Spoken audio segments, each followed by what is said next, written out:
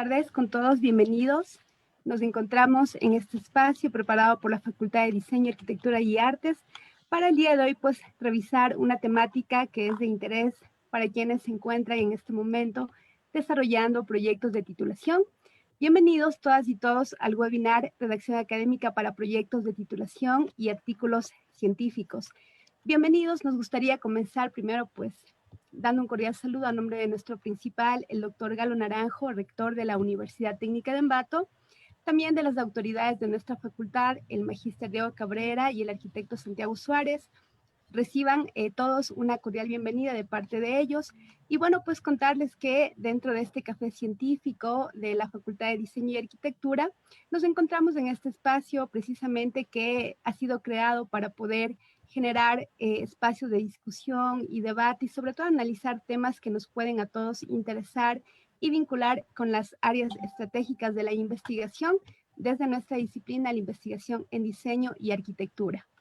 En esta tarde, pues comentarles, este webinar se ha preparado en 2 sesiones, el día de hoy y mañana a la misma hora. Vamos a revisar contenidos temáticos como por ejemplo fundamentos básicos de la redacción académica y científica, métodos teóricos y prácticos en la redacción científica, escritura de párrafos, conectores y signos de puntuación, estilos de redacción y normativas APA también. Ven ustedes que pues prácticamente son temas de interés. El presente webinar va a tratar estos lineamientos generales para la redacción académica, pues está dirigido completamente a todos nuestros estudiantes tesistas y también a aquellos docentes, investigadores que están también trabajando en la divulgación de sus investigaciones. Me complace en esta tarde pues presentar a una de las maestras pues que nos colabora precisamente en la difusión de estos contenidos académicos. Vamos en esta tarde a conversar sobre esta temática con Marina Matarrese. Voy a permitirme en este momento leer un poco la semblanza de Marina, algo cortito nada más porque realmente tiene un currículum completamente amplio. Marina Matarrese es directora del programa de doctorado en diseño por la Universidad de Palermo, es doctora en antropología de Buenos Aires, profesora de ciencias antropológicas en la UBA con diploma de honor, investigadora asistente del Consejo Nacional de Ciencia y Técnica CONICET, docente de posgrado en la maestría en gestión del diseño y también ha sido docente del doctorado en diseño por la Universidad de Palermo. Es titular de la Cátedra Teoría Antropológica, dirige la línea de investigación Investigar en Diseño, becaria postdoctoral del Consejo Nacional de Ciencia y Tecnología CONICET y está en la categorización del programa de incentivos dentro de las disciplinas antropológica, sociológica y ciencias políticas. Marina es categoría 3 y ha escrito diversas publicaciones indizadas y pues es de nacionalidad argentina. Querida Marina, siempre es para nosotros un honor el que nos acompañes y en esta tarde pues también dándote una cordial bienvenida. ¿Cómo te encuentras, Marina? Bueno, buenas tardes con todos. Buenas tardes, Tania. Buenas tardes a las autoridades de la universidad y de la facultad en particular. Para mí es un honor estar acá. Por suerte tuve el gusto de estar en la UTA ya varias veces, pero es un honor estar nuevamente compartiendo con ustedes desde la virtualidad esta que nos deja la pandemia, pero seguir apostando en cualquier circunstancia a la construcción del conocimiento me parece un valor, me parece un desafío y estoy muy contenta de realizarlo. Así que estoy muy contenta y muy agradecida. De la misma forma, pues agradecer acá tu colaboración, tu contribución con la academia. Como bien las mencionaba, pues hemos tenido ya la satisfacción de tenerte en algunos de nuestros congresos. Y pues también, Marina, ahora mira, hablar de un tema que de pronto puede ser tan interesante y a veces también hasta tan preocupante, de quienes estamos atravesando procesos de escritura de tesis, ¿no? Entonces, estamos completamente con toda la expectativa, Marina, sabemos que vamos a salir muy nutridos de esta capacitación y pues te dejamos en la sala, tienes en este momento toda la palabra. Antes, también comentarles a quienes nos están visitando dentro de la audiencia, ustedes pueden hacer las preguntas que necesiten, tenemos el chat habilitado para preguntas, vamos a leerlas, todas las inquietudes que salgan, entonces pueden por favor ir haciendo las preguntas, no hay problema. Marina, esta es tu casa y te quedas con la audiencia. Muchísimas gracias, Tañita. Bueno, ahí estamos, perfectos. Estoy ampliando mi propio cuadradito del Zoom. Ustedes, esto que decía Tania también, cuando quieran vía chat, digamos, tratemos de hacer de este espacio que es virtual, en el que la comunicación a veces ya está de por sí un poco trabada. Sería deseable para mí que, que- que repusiéramos esto del diálogo y de la co-construcción del conocimiento, que me interrumpan, me pregunten, etcétera, o que hagan las preguntas que quieran por chat, para que esto no sea una charla exclusivamente teórica, y yo pueda responder, que estoy acá para eso, a sus consultas, etcétera. Eh, este, Espero que estemos todos de acuerdo hasta acá. Yo ahora voy a proceder a compartir pantalla, que recién esto lo hemos probado. Em, ya estoy acá compartiendo pantalla. Esperen un segundito. Esto, como todos lo hemos probado y en el momento de hacerlo se complica, también puede pasar. Así que voy a cerrar esto que lo abrí. Em, a ver, ahí va. Em, Ahí está, ahí vamos.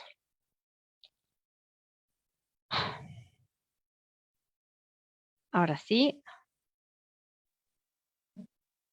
me aparece esto. Me dicen que estoy compartiendo pantalla, ¿eso es cierto? Sí, ahora podemos Ah, observar. perfecto. ¿Recién ahora o estaba compartiendo antes? Estaba compartiendo la pantalla, Mari. Ah, todo el tiempo. Ah, perfecto. Bueno, listo. Genial. Entonces ahora voy a hacer así. Listo. Estoy compartiendo pantalla. Bueno, como bien nos había presentado Tania, este es un encuentro que es para redacción académica, y cuando me presentaron esto, la idea era articular articular distintos niveles como para un público que sea lo diverso, ¿no? Desde estudiantes en su carrera de licenciatura, másters, docentes que estén haciendo su carrera de investigación en la facultad, ¿no? Esto se ve demasiado grande, en mi computadora no pasaba así. Bueno, igual es la línea, lo que ya nos presentó Tania, los fundamentos básicos de la escritura académica, los métodos teóricos y prácticos de la redacción, escritura y normas APA. Voy a minimizar esto y les voy a contar. ¿Por qué digamos, por qué son necesarios estos encuentros? ¿Por qué nosotros como investigadores estamos o necesitando escribir, ¿no? Porque uno podría decir, bueno, yo trabajo con una ciencia que es gráfica, ¿por qué tengo que escribir? Bueno, lo que se llama la lengua franca de la actividad académica es escrita. Entonces nosotros no podemos pelearnos contra eso. Entonces, nosotros tenemos que aprender a escribir académicamente. Es un know-how que antes era necesario. Recuerdan ustedes muy bien cuando empezó a digitalizarse el diseño. Bueno, ustedes tuvieron que aprender herramientas de diseño digital. Bueno, ahora hay que aprender a escribir, no hay otra cuestión. Porque eso es lo que nos hace integrantes plenos de la comunidad científico-académica, ¿no? Requiere de otros saberes. ¿Es bueno o es malo eso? Requiere de otros saberes en los cuales yo creo que las currículas se van modificando. De hecho, esto es un espacio. Hace 5 años no se daban ni siquiera talleres ni charlas de cómo escribir académicamente. Y ese era un saber que vieron, como todas las cosas que no se explican, era un saber cada vez más críptico. Entonces parecía que la gente sabía escribir o no sabía escribir. Y en realidad esto, si bien puede resultar tedioso, les cuento que es un oficio.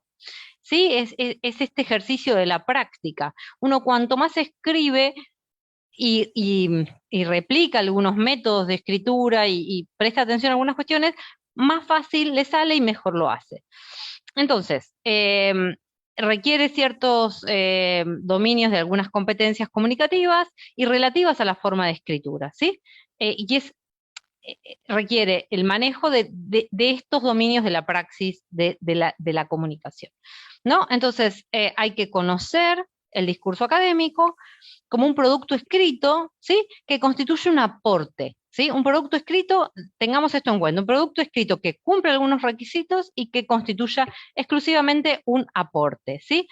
Es decir, que a partir de la escritura y de ese aporte yo tengo que construir lo que se define como un aparato retórico eficaz. ¿Qué es un aparato retórico eficaz? Que a través de mi escritura yo logre hacer que el lector siga mi razonamiento científico y académico. Yo tengo que poder construir este aparato retórico que haga que lo que está en mi cabeza esté en la escritura y que el racionamiento que yo hice a partir de los textos leídos lo pueda transmitir a los lectores. ¿Sí? ¿Se entiende esto? Que no haya fisuras entre mi cabeza, lo que yo pensé, lo que puse en el papel, son tres cosas. Lo que yo pensé en función de mis saberes, ¿sí? Y de mis lecturas. Lo que yo escribí y lo que el otro lee. Ese tiene que ser un circuito absolutamente aceitado. Y eso se logra a partir del ajuste, del preciosismo de la escritura académica. Y esto cumpliendo con un código, es decir, si yo quiero escribir un ensayo en una revista de circulación del kiosco, del puesto de venta de revistas, es una cosa. Si quiero escribir un blog, es otro registro que se llama el registro, y si quiero escribir un artículo es uno y una tesis de investigación es otra. ¿Hasta acá me siguen?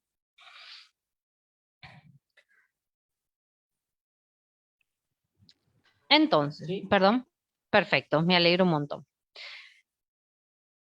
Ahora, los requisitos exigidos por las universidades, por las revistas, por las instituciones cuando son tesis varían muchísimo en términos de formato, ¿sí? Un mismo formato, sí, hay muchos formatos. Inclusive tenemos en un congreso ponencias, ponencias breves, resúmenes, artículos cortos, artículos largos, avances de investigación, etcétera, ¿sí?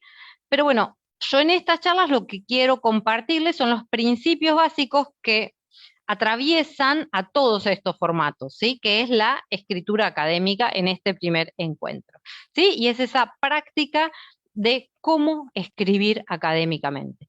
En realidad esto puede parecerles un recetario de cocina, y sí, se va a parecer bastante a un recetario de cocina, porque en realidad uno tiene que poner algunos ingredientes de determinada manera, hacer una mezcla, un tejido, un texto es un tejido, y lograr un producto.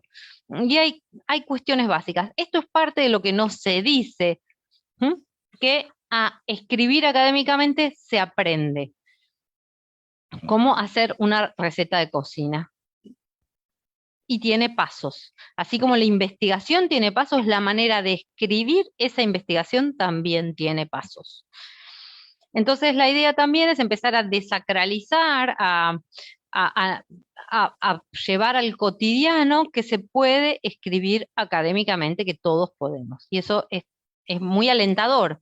Digamos, si bien les voy a decir un montón de cosas a tener en cuenta que quizás digan, uy, hasta que yo logré todo eso. En segundo lugar, lo que les voy a decir, que eso es muy alentador, es todos podemos escribir siguiendo esta receta. Y antes no nos la decían. Y quedaba como, uy, los genios que escriben bien y a los que les publican. Bueno, publican por esto, por esto, por esto y por esto. ¿Estamos de acuerdo? Entonces la propuesta es la socialización en un punto del conocimiento, ¿no? ¿Por qué digo que el objetivo de la investigación científica, de ustedes como científicos, de ustedes como estudiantes que están haciendo sus grados, de ustedes como máster, de ustedes como doctorandos, es investigar y o en el medio publicar y o después publicar, ¿sí? Investigación y publicación son dos cuestiones que van juntas. Es decir, si ustedes son grandes, no van a poder ser grandes investigadores si no publican. No hay. ¿Por qué? Porque la investigación, de la única manera en la que la podemos conocer en la actualidad, es a través de las publicaciones. Es decir, si uno en un pasillo de una facultad me dice, no, yo hace 10 años que trabajo en textiles y diseño sustentable. Investigo. Ah, ok, vos investigás. Buenísimo. Vos investigás sobre prácticas, sobre procesos, eso está escrito, la comunidad académica lo puede consultar, con quién dialogás para hacer esto, etcétera, ¿no? Una cosa es uno investigando en su casa, digo, porque investigar y no publicar es lo mismo que yo investigue en el escritorio de mi casa y todo quede ahí. Otra cosa es publicar esa investigación, que esa investigación tome estado público, que esa investigación sea avalada académicamente.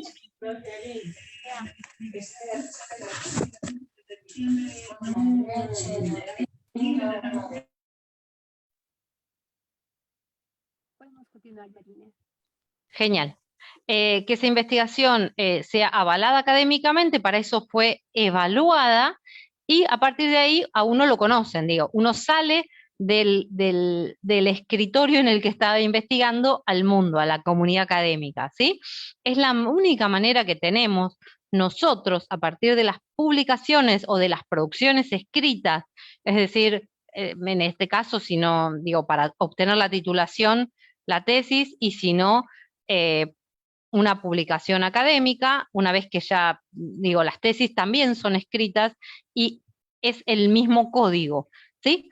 Entonces nos inscribimos en la comunidad académica y no vamos a ser juzgados ni por nuestra creatividad, sino porque nuestra investigación sea coherente, se entienda y sea replicable. Es decir, no se nos va a juzgar la creatividad, ni la habilidad de los trabajos de diseño, ni el conocimiento innato de los trabajos científicos, ni la trayectoria, ni el ingenio, nada, ni si somos simpáticos o no.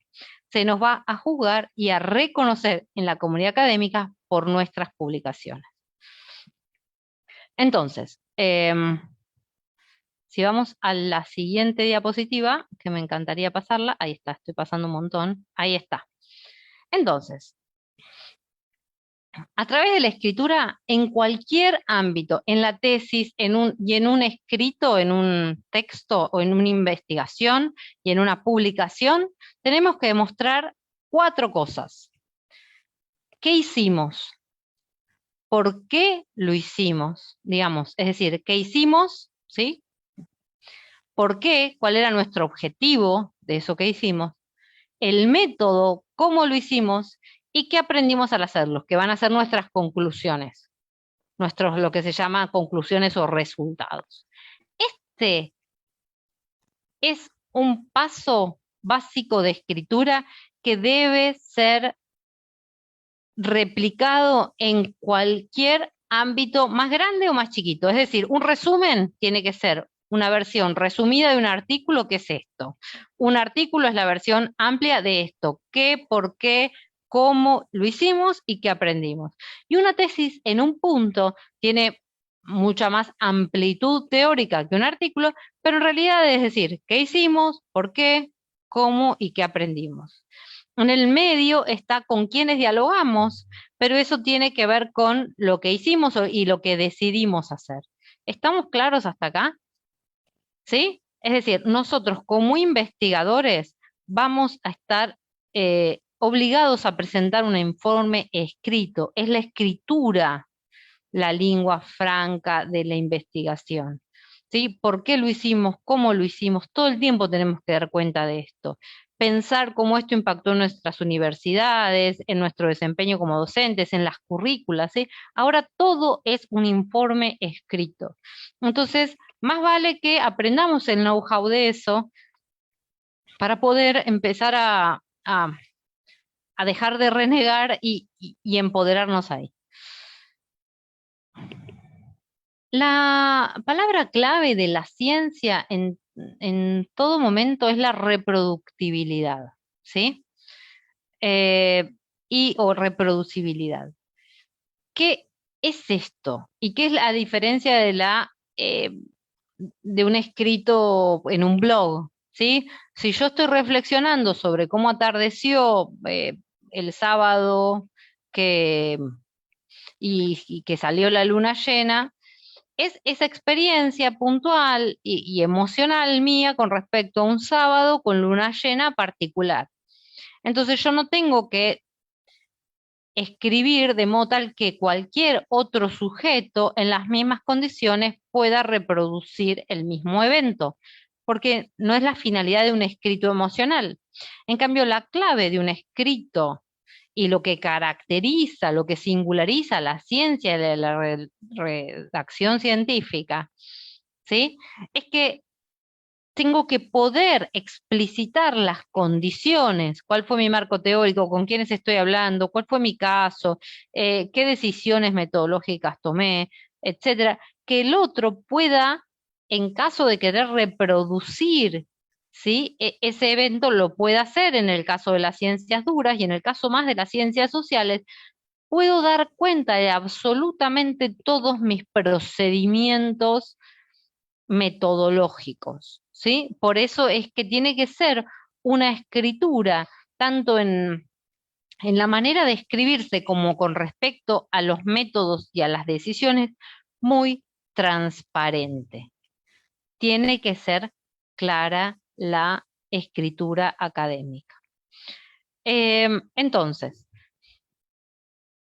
acá hay un textito de Charles Darwin que es muy divertido, que dice: la vida del naturalista sería dichosa si solo tuviera que observar sin escribir nunca. ¿Sí? Bueno, parte del escribir es el hacer. Ahora ya no está más escindido el hacer, inclusive de disciplinas históricamente prácticas que sí tienen sus procedimientos de diseño, por ejemplo, que sí tienen sus fundamentos científicos, pero cuyo proceso no requería, salvo en el objeto, la elaboración teórica per se. Bueno, ahora, en estos momentos, con las tesis, con las publicaciones, se requiere la producción teórica per se. Entonces, el científico, nosotros, los diseñadores, las diseñadoras, necesitamos no solo hacer diseño con sus métodos, con sus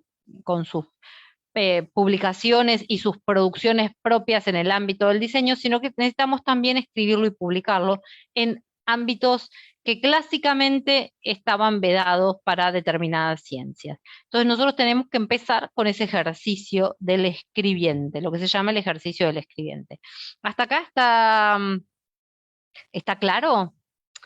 Y la macana, el problema de la redacción es que una mala redacción, y eso nos pasa mucho cuando evaluamos tesis, evaluamos artículos, puede jugar en contra, puede impedir, puede perjudicar seriamente una buena investigación hecha.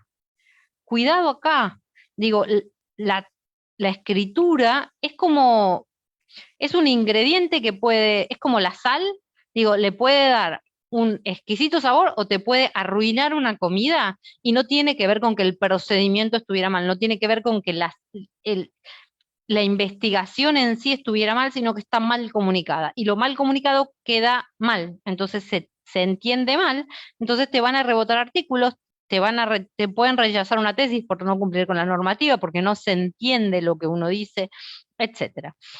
Entonces, en los casos en que es muy grave estos problemas, yo claramente, así como para hacer PowerPoints o producciones de diseño, a veces se contratan o se deberían contratar mucho, digo, todos ustedes saben y velan por eso. Es como decir, ay no, porque ahora uno con un Photoshop o cualquiera se cree diseñador. Bueno, entonces respetémosle y valorémosle también el trabajo a los correctores, a la gente de letras. Digo, si tengo muchos problemas, consulto. Hay diccionarios enteros hechos para eso. Digo, agarren herramientas hechas para mejorar esto. No hay misterio acá. Eso es lo bueno. No hay misterio, se aprende. Es un ejercicio que se aprende. Y la lógica, quizás para quienes venimos de las ciencias sociales no tanto, pero quienes venimos de algunas disciplinas creativas, ¿sí? En la escritura académica no se valora en absoluto la creatividad. Lo que uno tiene que ser es predecible. Entonces, por momentos parece que hay aprendizajes que son inversos a algunas prácticas que tienen que ver con el diseño, que son, o algunos principios del diseño, que por momentos valoramos la originalidad, la creatividad, que no importe el cómo, pero que sí importe la inspiración. Bueno, acá no. En la escritura académica, ¿sí? El principio de la ciencia y de la escritura es lo contrario. O sea, yo estoy convencida que a nosotros nos mintieron. ¿Se acuerdan esto del eureka? Sí, que es el de, se le cayó la manzana arriba de la cabeza, ¿no? Esto de que a Newton, según la creencia popular, se encontraba en la sombra de un manzano, reflexionando y pensando, en no se sabe qué, y una manzana se le cae en la cabeza y le dio la primera idea de lo que fue la futura ley de la gravedad, ¿no? Bueno, yo les vengo a contar que el proceso de investigación no tiene nada que ver con esto. Es decir, no hay un eureka.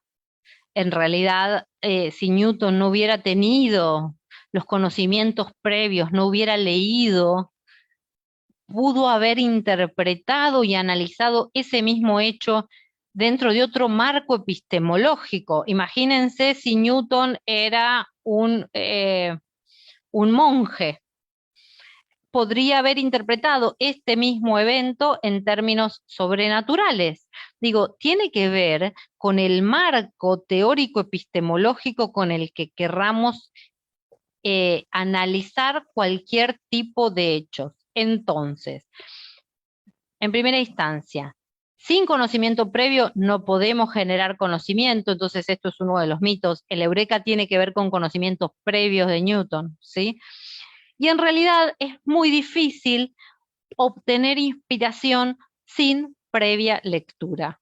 Ese es otro de los mitos. Y que las cosas son medio así, medio inspiracionales. No son inspiracionales, son de mucho estar, de mucho leer, de mucho pulir, y no salen bien a la primera. Y son un ejercicio en el que tenemos que insistir, mejorar y perfeccionarnos todos. ¿Queda claro esto? Entonces, la finalidad de estas charlas es ayudarlos a ustedes, ayudarnos a todos, en tanto científicos y estudiantes, académicos de las disciplinas del diseño y la arquitectura, preparar manuscritos que tengan probabilidades de ser aceptados para la publicación. Y eso quiere decir también que sean perfectamente entendidos cuando se publiquen. No puede haber dobleces em, en una interpretación de un escrito. Lo que yo entiendo por diseño tiene que ser una sola cosa y para siempre. Lo que entiendo por proceso también.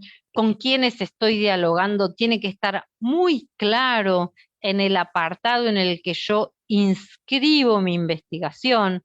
Y eso se logra con lectura en primera instancia y en segundo lugar con el uso de, por ejemplo, algo que estaba en la lista de temáticas, de conectores, los conectores correctos. Hay manuales de conectores eh, para marcar orientaciones coherentes y diferencias, que uno puede decir en sintonía con, a diferencia de, cosas que si uno las dice por momentos, parecen medio obvias. En esta charla no quiero ofender a nadie, prefiero ir de lo más básico a lo más complejo, pero en realidad es un ejercicio que nos pasa a todos. Yo sigo consultando el manual de conectores y no se me cae ninguna pestaña por eso, digamos, no está perfecto y uno sigue aprendiendo y consultando, etcétera.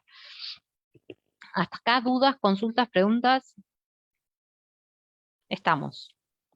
Estamos, Marina. Bueno, este es otro de los mitos que pasa bastante, que confundimos escritura académica con escritura rebuscada, con escritura compleja y poco clara, ¿no? Acá Mikerow nos dice, exponga sus hechos tan sencillamente como pueda, incluso audazmente. Nadie espera flores de elocuencia ni ornamentos literarios en un artículo de investigación. En algún momento yo hablaba con una lingüista, cuando estaba haciendo mi tesis, me decía, claro, es que el género tesis es el género más aburrido del mundo, igual que la escritura académica. Yo digo lo que voy a hacer, lo hago, lo concluyo y lo articulo con lo que sigue. Es cuadrado, no tiene que haber, no puede haber suspenso, no puede haber dobleces, no puede haber misterio, no puede haber nada de eso. Es un texto de investigación, es cuadrado. Eso no, digamos, no implica que no tenga que estar bien escrito, son dos cosas distintas. No quiero confundir con esto. Entonces, necesitamos claridad. Es una característica fundamental de la redacción científica, ¿sí? Eh, Porque, ¿qué pasa? Es mucho más difícil escribir claro que escribir con muchos firuletes, con mucha complejidad que se termina entendiendo. Por eso no es fácil escribir claramente, porque para escribir claramente lo que hay que tener es una claridad mental y una claridad fruto del proceso de investigación que a veces asusta. No es fácil lograr una escritura transparente. Requiere mucho tiempo de investigación en primera instancia, tener muy claros los conceptos. ¿Se entiende? Como que eh, no es lo mismo un término que otro, no es lo ¿qué quisiste decir? Diseño, no, bueno, proceso de diseño. Bueno, no, diseño, en realidad me estaba refiriendo a diseño de indumentaria. Bueno, aclarate, ¿sí? Es muy difícil, ahí es cuando yo me empiezo a poner nerviosa, pero esto no lo digan. Entonces, el éxito de la investigación, de la experimentación científica, el éxito de la investigación, de la ciencia, es lograr una claridad mental. Y luego eso hay que traducirlo al papel con el mismo grado de claridad, cosa que es bastante difícil, ¿sí? Entonces, las conclusiones de todo ese proceso, cuáles fueron mis puntos de partida, tienen que estar también claramente enunciados, ¿sí? En realidad la claridad, esto que veníamos hablando hace un ratito, ¿no? Debería ser la característica de cualquier tipo de comunicación, pero sabemos que no lo es. Pero encima, como la ciencia se supone que se inscribe en algún lugar de la academia, y en los casos, por ejemplo, de las tesis doctorales que necesitan construir conocimiento original, es muy, pero muy difícil o necesario que ese conocimiento sea claro, porque es más necesario en los casos en los que encima estoy construyendo conocimiento original, la claridad de ese conocimiento que estoy construyendo, para que luego otros me puedan citar, para ser un referente en el área, etcétera. ¿Sí? Entonces, si voy a decir algo por primera vez, la claridad no es necesaria, es esencial, podríamos decir. ¿Queda claro esto? Marina, en este momento, Andrés nos pregunta, ¿hay alguna diferencia entre escribir la tesis y escribir un artículo? Sí, te cuento. Te cuento el esquema. A ver, hay muchas similitudes y algunas diferencias. Lo que estoy contando en este momento rige para ambas cosas, ¿sí? Porque esto de la claridad, de inscribirnos, de si tengo problemas con la escritura pido ayuda, de tener muy claras estas condiciones que yo necesito, la reproductibilidad de la ciencia, me voy a inscribir, etcétera, etcétera. Todo esto sirve para las dos cosas. Ahora bien, en una tesis, y también dependiendo de las tesis, por ejemplo, en una tesis de grado, si yo realizo, ¿esa soy yo la que hizo ruido? ¿Estoy haciendo ruido yo? Ah, no. hay otras personas. No pasa nada. Vamos a... Vamos a continuar, Marina. Gracias. Bueno, les contaba, en una tesis de grado lo que se espera es algo un poco, no quiero usar la palabra menor, pero un poco de un rango más acotado. En una tesis de maestría un poco más amplio, pero tanto la tesis de grado como la de maestría no tienen la obligación, como la tesis doctoral, de construir conocimiento original. Es decir, un tesista de grado como un tesista máster, lo que pueden hacer, y es válido, es dar cuenta de un estado de la cuestión, dar cuenta de un estado de discusión académica en la academia, en el campo en el que se quieran inscribir, y hacer, digo, una reflexión con algún estudio de caso podría estar perfecto, y no se les pide a ninguno de los dos, y eso también puede ser, y ahí te estoy empezando a contestar la pregunta, lo mismo que un artículo. Es decir, uno puede hacer con más o menos amplitud y o profundidad este mismo abordaje. Bueno, digo que en función de mis objetivos, digo que estuvo que se está diciendo dentro de las teorías en las que me quiero inscribir, y saco mis conclusiones, puedo abrir preguntas, etcétera, puedo usar un estudio de caso o no, y eso es válido tanto para artículos, para grado y para maestría, ¿sí? Ahora bien, en una tesis doctoral, el estudiante investigador pasa a creador.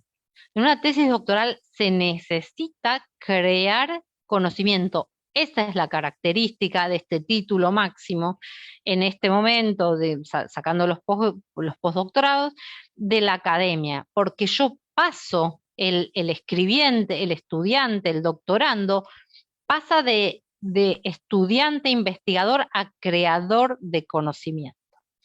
Y máxima autoridad en la materia en tanto referente, ¿no? Que eso después a veces cuesta un poco inscribirse en ese lugar. Uno sigue como pidiendo permiso. Hay que dejar de pedir permiso y ya instalarse en un lugar yo ya construí conocimiento, ya senté bases acerca de esto, ya armé todo un bagaje teórico y una manera de investigar o de abordar tales y tales y tales cosas. Pero la lógica que vamos a ver ahora en un ratito es la misma, ¿sí? Y las prácticas son exactamente los mismos. En este momento, dado que las publicaciones académicas han proliferado tanto, siempre tengan en cuenta dónde publican. Los textos se están haciendo un poco más cortos, pueden ser 13, 12 páginas, y están perfectos. En cambio, una tesis de maestría, 150 mínimo, una tesis doctoral 300. Y no solo, ya les cuento, es la amplitud de esto, sino la profundidad que se le pide, la densidad teórica. Por eso, como hay bastante diferencia entre las tesis, me tomé el atrevimiento de hacer esa distinción. ¿Estamos hasta acá? Y a su vez, una vez que aprendamos cómo es la estructura de los artículos, también las estructuras de los artículos sirven para los resúmenes, sirven para las ponencias. Digo, es una estructura de qué quería hacer, ahora lo vemos, pero es un esquema que sirve para absolutamente todo, con distintos volúmenes y distintas profundidades, ¿sí? Porque es como una receta de cocina en un punto, porque hay una lógica estipulada de lo que se espera leer. Esto no lo armamos las ciencias sociales, sino que lo armaron las ciencias duras particularmente, ese esquema, porque han sido quienes han publicado más y desde hace más de un siglo, claramente. Bueno, entonces les quiero hacer un juego, que es el siguiente, que tiene que ver con la percepción y la comprensión de las señales, para que se den cuenta de lo importante de lo que estamos hablando cuando hablamos de escribir claramente y de que mi receptor, mi lector, pueda leerme, ¿no? Y dice así, ustedes escucharon esta pregunta un poco capciosa de si un árbol se cae en el bosque y no hay nadie que lo oiga, ¿Hace ruido? La tienen esa pregunta. En general la han escuchado, ¿no? Esta discusión filosófica. ¿Hace ruido o no hace ruido? Lo que dicen es que la respuesta correcta es que si nadie lo escucha, ¿sí? No hace ruido. ¿Por qué? Porque el ruido es lo que percibe el receptor. Es decir, el sonido no son ondas de presión, el sonido es algo que recibe el receptor. Entonces no puede haber sonido sin un oyente, eso es claro. Bueno, esto es lo mismo. La comunicación científica es un proceso en dos sentidos. Lo mismo que el árbol que se cayó, que fue inútil porque nadie lo escuchó que se cayó, lo mismo es una investigación si no logra ser publicada. Nadie se entera que la estoy haciendo, no es percibida.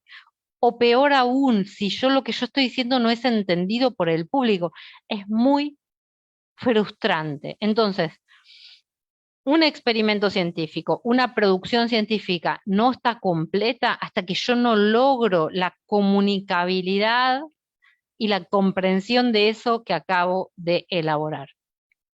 Entonces, si no publican, no se los oye. Quédense con ese concepto, ¿sí? Entonces, la redacción científica y la publicación en última instancia es esta transmisión de una señal clara al receptor. Las palabras son esa señal que deben ser claras, que deben ser sencillas y ordenadas. Entonces, no tiene necesidad de adornos, no hay cabida para esos adornos y solo van a dar lugar a confusión. ¿Queda claro esto? Bueno, para esto, para toda esta especie de proceso de introducción, está lo que se llama el proceso de escritura. El proceso de escritura académica consta de 3 etapas, ¿sí? Y lo que decimos es que, que hay muchas maneras de escribir. Yo lo que les cuento es, traten de escribir como puedan, frente a la computadora, escribir así. Hay gente que tiene mucha facilidad, que se sienta y escribe como si fuera una manguera de la que sale agua. Vierte textos de una manera muy prolífica.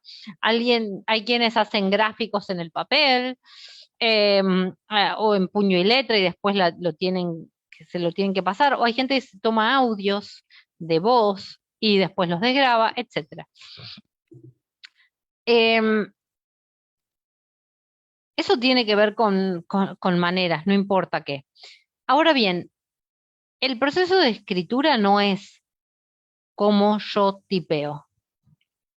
No tiene nada que ver con eso y es bastante más complejo. Y el proceso de escritura, siguiendo la propuesta de Daniel Casaní, es un proceso en etapas, que consta de 3 etapas. Yo planifico o preescribo, planifico lo que voy a escribir. Después lo tipeo, pero es solo una parte más del proceso de escritura. Y por último lo corrijo. Esto en primera instancia, lo que claramente hace es sincerar que nadie en el mundo, ni el mejor de los científicos, se sienta y escribe. Eso es otra de las estafas. En realidad hay mucho tiempo de lectura previa, mucho tiempo no sé si mucho tiempo, pero hay un tiempo necesario de decir qué voy a decir, qué quiero argumentar, cómo lo quiero hacer, que es el proceso de la planificación o preescritura. Leo acerca de lo que quiero, me armo un esquema lógico de lo que quiero justificar, de lo que quiero lograr, de lo que quiero demostrar, de lo que voy a sostener, ¿sí? Luego, bastante luego, acá está mi gato, recién bastante luego está la escritura propiamente dicha, el momento del tipeo, y luego está la corrección o reescritura.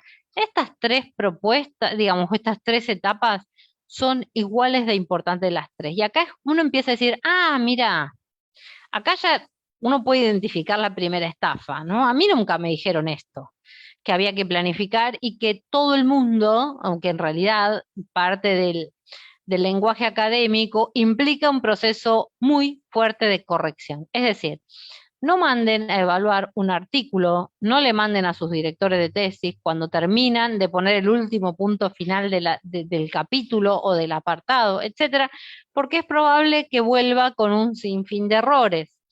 Y por otro lado, como evaluadora les cuento, yo como directora de tesis, al lector, al evaluador, al receptor, predispone bastante mal, de mal humor, la idea de un escrito con errores ortotipográficos, por ejemplo, porque da la sensación, aunque yo sé que en muchos casos no es así, da la sensación que mandaron, que enviaron las cosas como sin terminar. Eh, es lo mismo que les puede pasar a ustedes con una maqueta que tiene, que tiene un poco de algunas cuestiones desprolijas en la puesta. Entonces, che, hubieras esperado que se termine de secar el pegamento para alguna cosa, ¿no? Seguro lo dicen. Bueno, esto es lo mismo. Bueno, tomate 2 horas más y corregilo, ¿no? Este,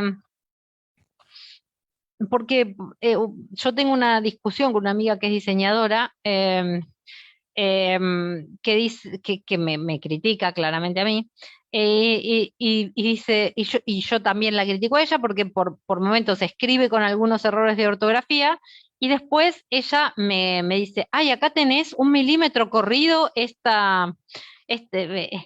esta, esta, esta escritura en este flyer. Y le digo, no puede ser que en un flyer vos identifiques 1 milímetro en la composición de un cuadro y que te haga ruido visual, como decís vos, y que no te moleste escribir sin acentos. Bueno, a mí me hace ruido visual que falten los acentos en las esdrújulas terminadas en N, por ejemplo, ¿no? Entonces, eso también tiene que ver con cómo nos fuimos ejercitando.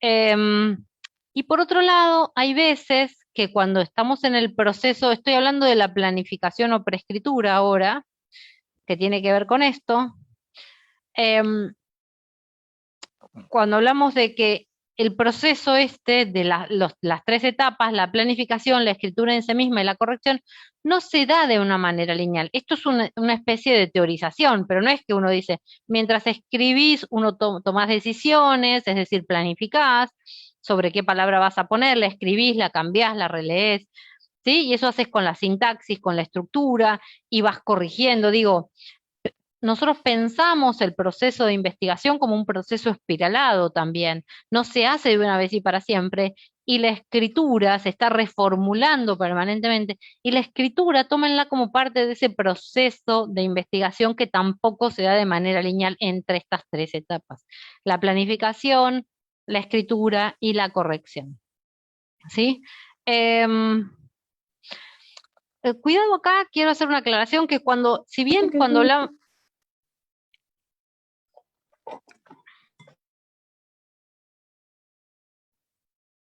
Ahí vamos.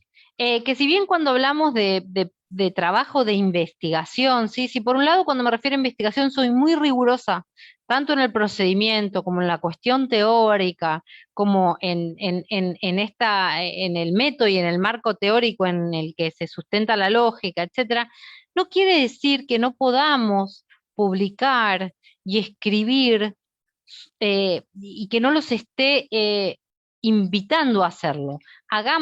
Publiquemos, escribamos, digo, animémonos a hacerlo, hagámoslo dentro de los parámetros estos, eh, pero animémonos, digo, no crean que esto es algo inhabilitante, ¿sí? No tenemos que descubrir la ley de la gravedad para publicar, digo, no tenemos que descubrir la pólvora cada vez que hacemos un artículo. Pueden ser recortes pequeños, pueden ser estados del arte, pueden ser estados de la investigación hasta el momento. No tengo que contar la historia de la humanidad ni de la disciplina en cada presentación, menos en una ponencia o en un artículo breve. Digo, así como les digo, sean muy rigurosos, pero no pretendan descubrir la pólvora en cada artículo porque eso los va a llevar a inhabilitarlos. Entonces, sean rigurosos, pero publiquen bastante, digamos, ¿sí? Háganse recortes pequeños sobre los temas y anímense a publicar. Esa era la otra opción. Y a veces yo lo que les cuento con esto de la claridad también, eh, esto depende de cada persona. Hay veces que en la escritura se enriedan mucho, ¿no? Entonces, los siento a los estudiantes, a los tesistas, a los investigadores, no importa quién, les digo, a ver, decilo sencillo, como si le estuvieras contando a tu tía en el comedor de tu casa lo que querés hacer. Y muchas veces bajar esto a la cuestión, al ámbito de lo informal, ayuda a después, en tal caso lo complejizamos, le damos coherencia con lo académico, pero tener muy claro y muy transparentemente lo que quiero hacer, por momentos implica, para no enroscarnos en conceptos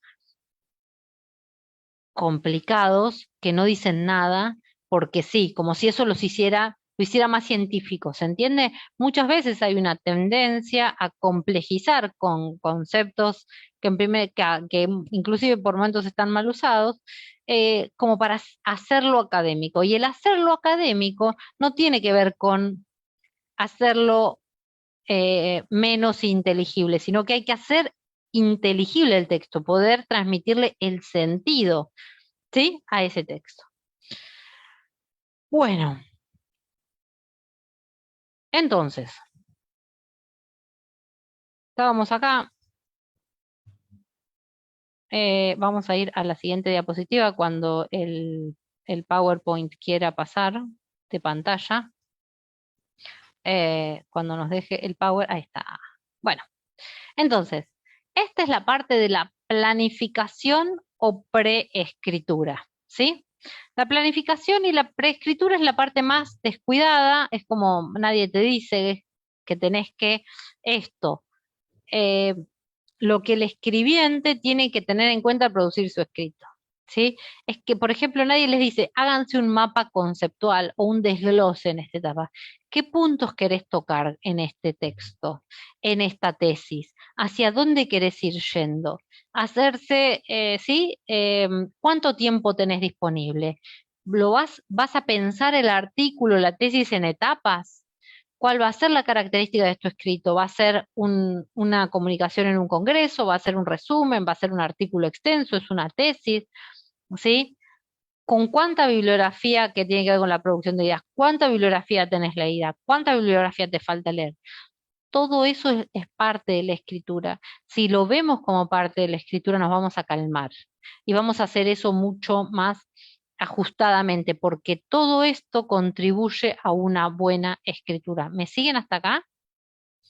Entonces, reformulando el esquema o el planteo de Casani, a mí lo que me gusta pensar es en este esquema conceptual, partir de un mapa conceptual.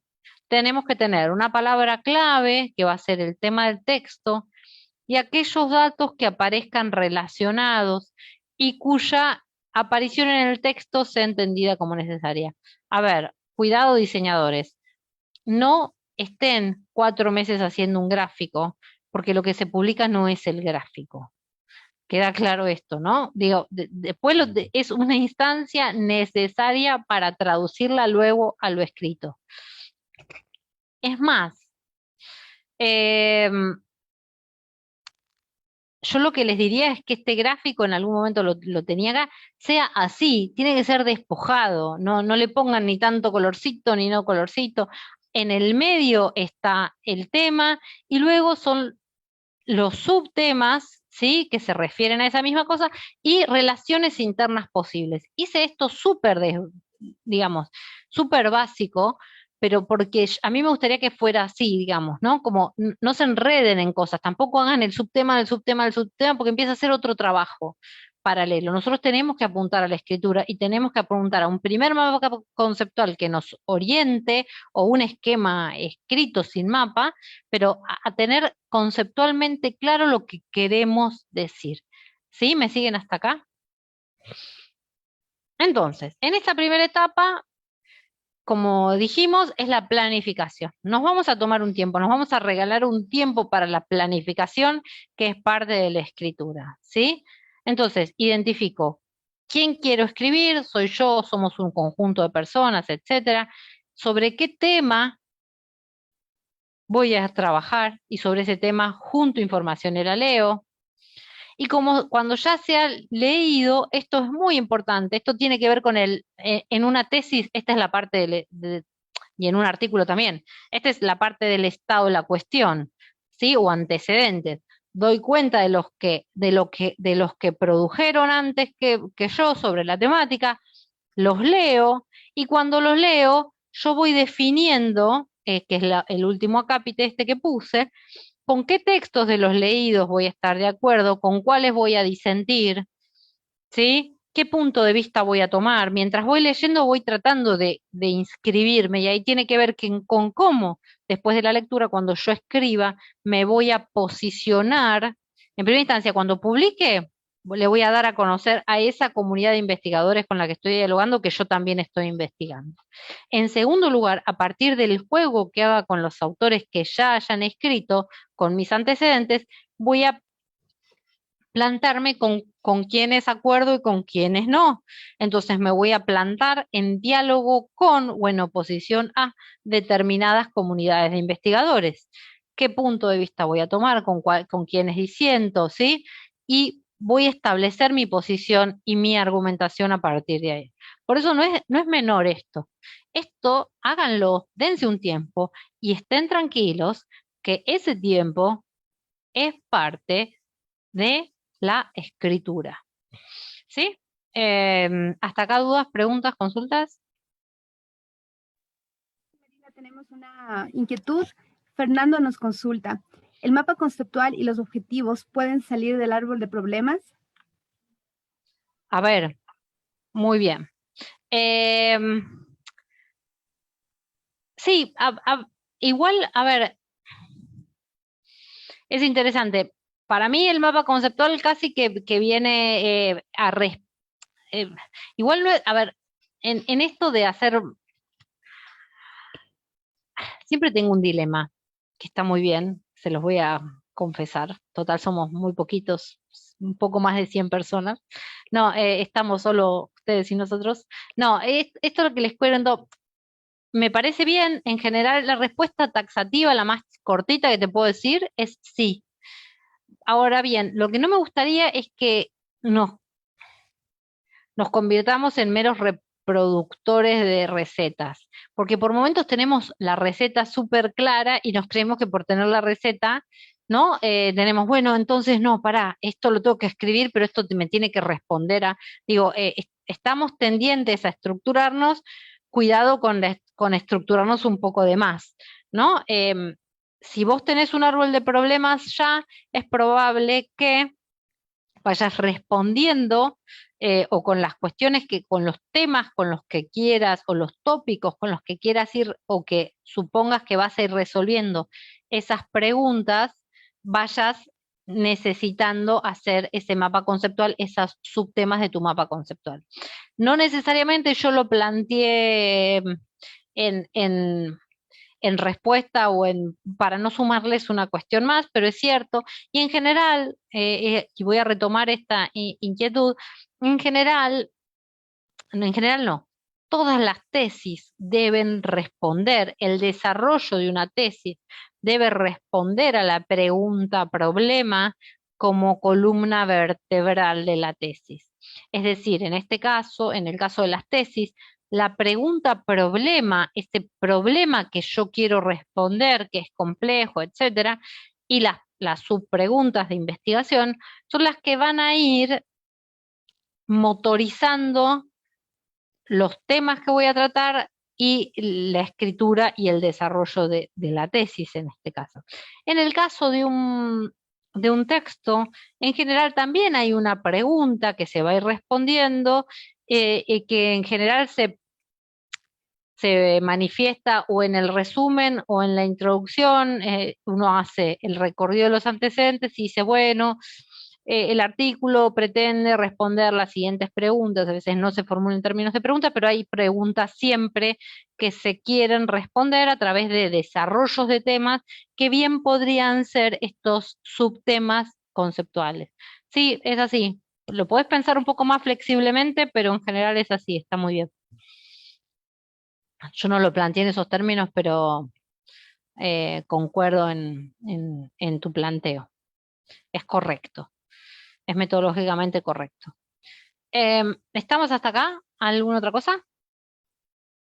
Ese es el mapita conceptual y lo voy a tratar de desarrollar a través de la escritura. Bueno, una vez que preparé el esquema, esto es permanente. Una vez que preparé el esquema, lo reviso, lo considero. El orden es correcto, empiezo a escribir. Ah, no, me pareció que tenía que poner otra cosa más. Jerárquicamente hablando, cronológicamente hablando, digo, los temas se van en un orden decreciente de importancia, por ejemplo. Eso es clave, gente. Eso es clave.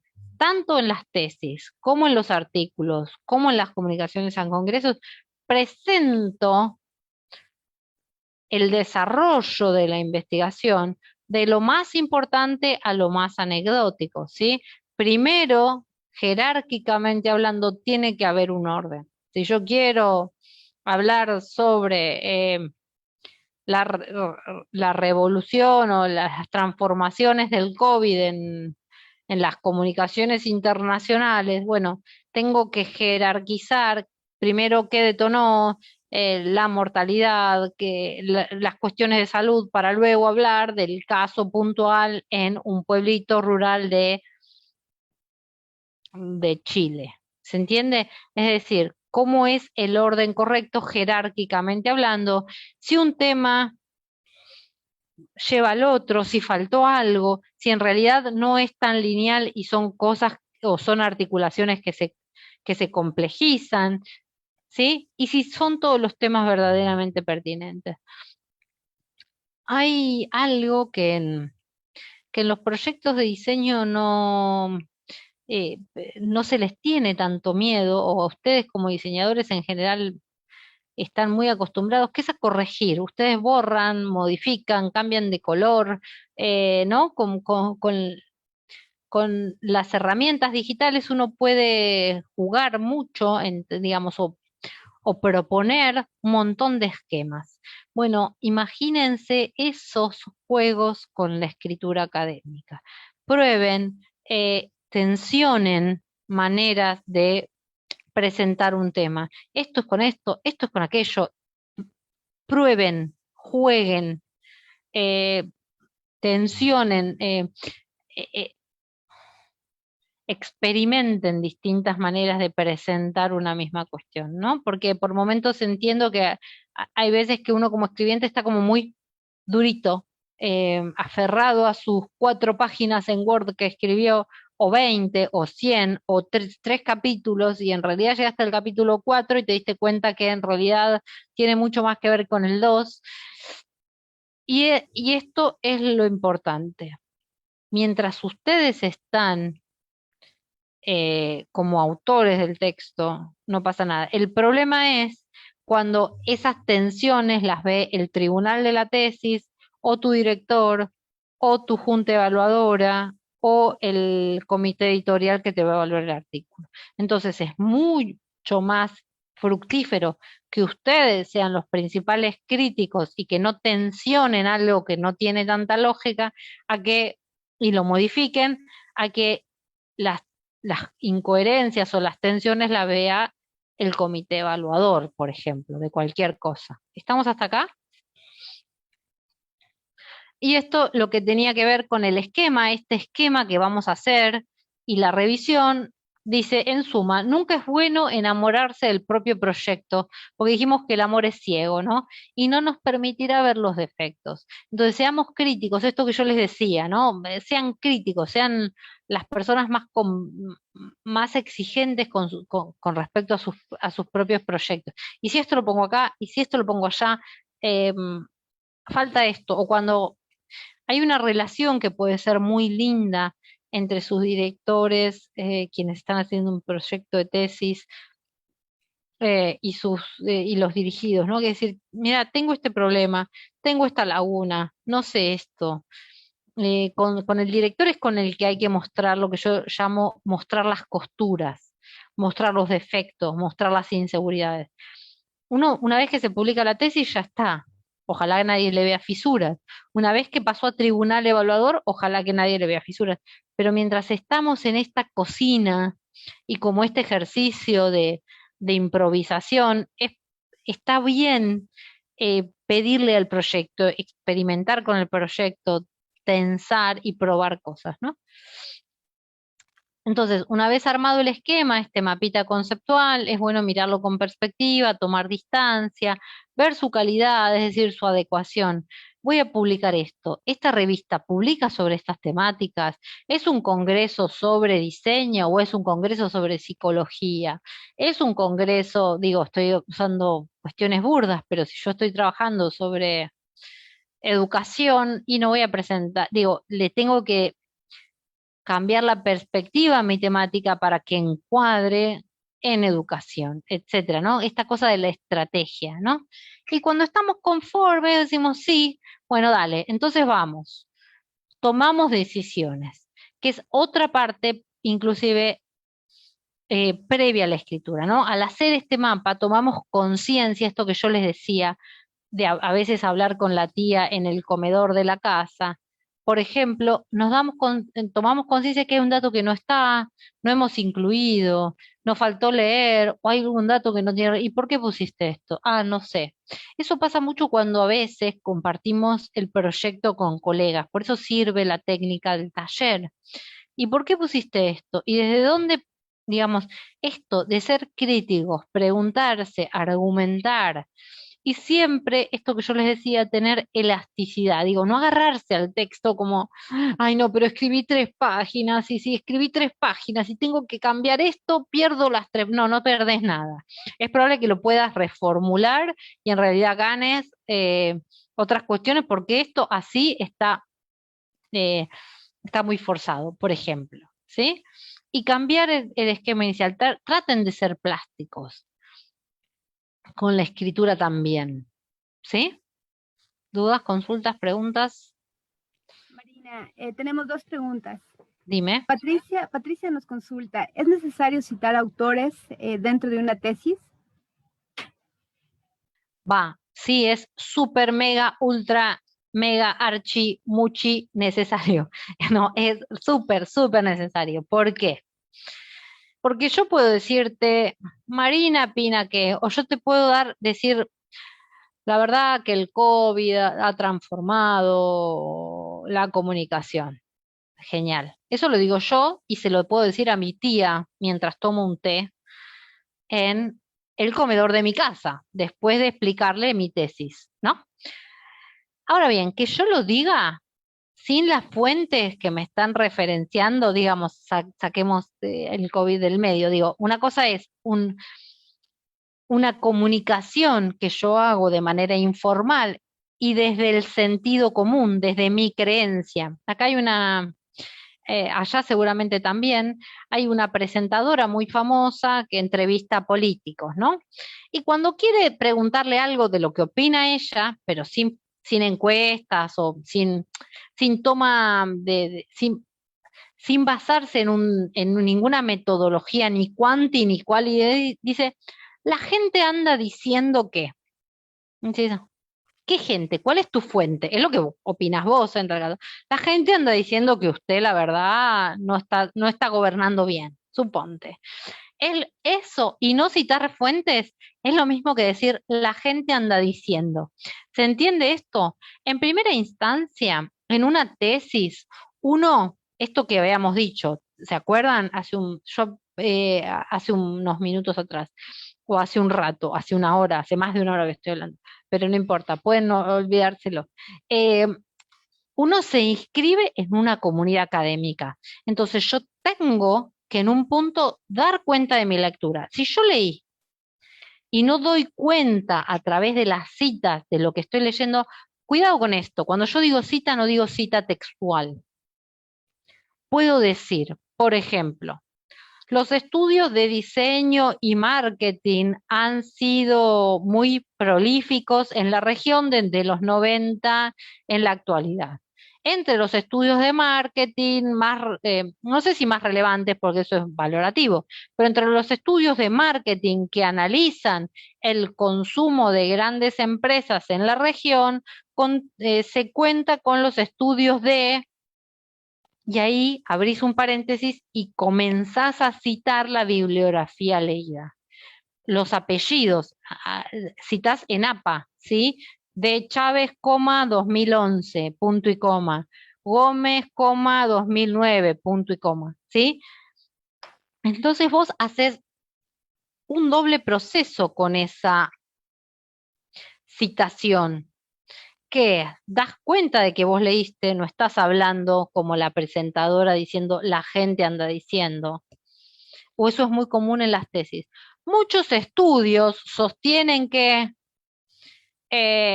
ha bajado el consumo de pastillas antidepresivas por mal diseño de sus etiquetas, ¿no?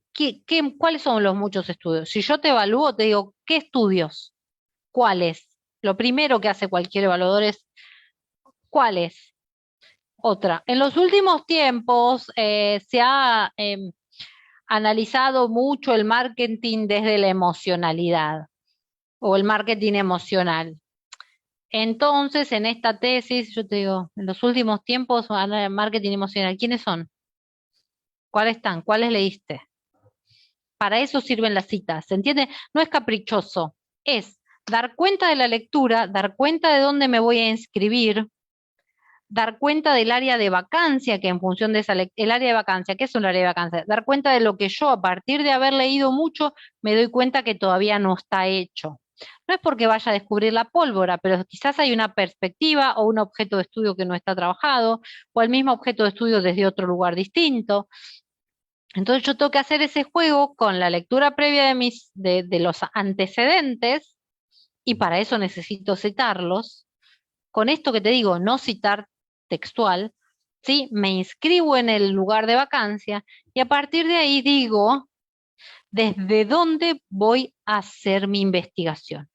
Eso es el juego en investigación o en metodología, se llama antecedentes o estado de la cuestión, es decir, la gente que ha trabajado sobre mi temática o mi perspectiva o mi objeto de estudio. Pueden ser distintas cosas, ¿sí? El área de vacancia, es decir, lo que yo identifiqué que todavía está pendiente de algún modo de ser analizado. Y en segundo lugar, o en tercer lugar, antecedentes o estado de la cuestión. En segundo lugar, el área de vacancia en la que yo voy a inscribir mi investigación. Y en tercer lugar, el marco teórico o los conceptos clave y los teóricos que yo voy a usar, desde los que yo voy a hacer mi análisis. ¿Qué es el marco teórico? Son los anteojos que yo me voy a poner para analizar el fenómeno. ¿Sí? Yo siempre les cuento, quienes me han tenido de estudiantes ya saben esta anécdota, estaba en un congreso coordinándolo, era un congreso sobre teatro, la gente era muy performática, y una señora estaba con anteojos rosas, y dice, ¿saben qué? Yo no necesito usar anteojos, pero un día quise ver la vida color de rosa, y se sacó los anteojos y se los volvió a poner.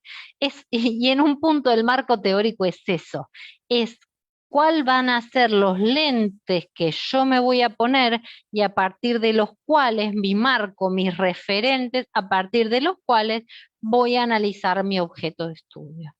Todo esto que parece un chino que aplica mucho para las tesis, aplica no solo para las tesis, aplica para las tesis y para los artículos. Uno tiene que dar cuenta de los antecedentes del área de vacancia y del marco teórico que va a utilizar. Este juego se hace como parte de la escritura científica sistemáticamente y por eso es importantísima la citación. No necesariamente reitero la cita textual. ¿Estamos? Gracias, Marina. También Marta nos consulta si se puede parafrasear un artículo de la ley. Ah, qué buena pregunta. Sí, claro. A ver, yo trabajé sobre territorio mi tesis doctoral y la verdad que si yo tenía que citar textual toda la cita de una ley era un aburrimiento total. Entonces, lo que uno dice en tal caso puede ser, en el artículo 4 se cita bien, ¿no? En la ley número tal barra el año, la ley número, o la ley nacional o la ley provincial número tal. En general las leyes, hay leyes que tienen nombre y hay leyes que no. Y uno pone barra el año en la que se publicó en el boletín oficial. En su artículo 4 cuestiona la autonomía de los pueblos indígenas, suponte. O asume que todos los pueblos indígenas son rurales y en la actualidad está habiendo una migración, bla, bla, bla, bla. Entonces parte del presupuesto de la ley es atornillar o ajustar a los pueblos indígenas a un ámbito rural, cosa que los afecta dado que no son necesariamente todos los pueblos indígenas rurales y sí hay pertenencia de pueblos indígenas en zonas urbanas, por ejemplo. No tuviste que citar toda la ley, si yo quiero dialogar con la ley, puedo hacer eso. Eventualmente, en nota al pie, uno puede citar toda la ley o el artículo ese, si yo voy a hablar 3 páginas sobre, voy a desglosar y voy a interactuar muy críticamente con un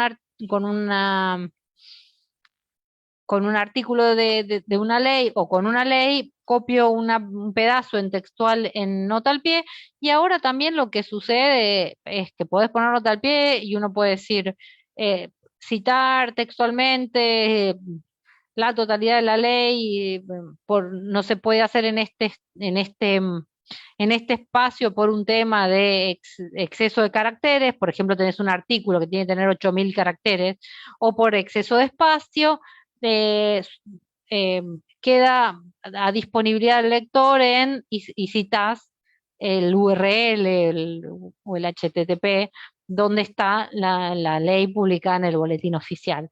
Y remitís al lector, eso pasa bastante, y remitís al lector a el archivo de Nación o a la Cámara de Diputados o a la Cámara Baja o a la Cámara Alta donde esté el boletín oficial de presidencia, etcétera, donde sí esté publicada la tesis. Pero no es necesario citar textual una ley para poder dialogar con ella. Si no, sería imposible cualquier tipo de producción académica en el ámbito de la jurisprudencia, etcétera, porque si tenés que primero copiar toda la ley, está frito.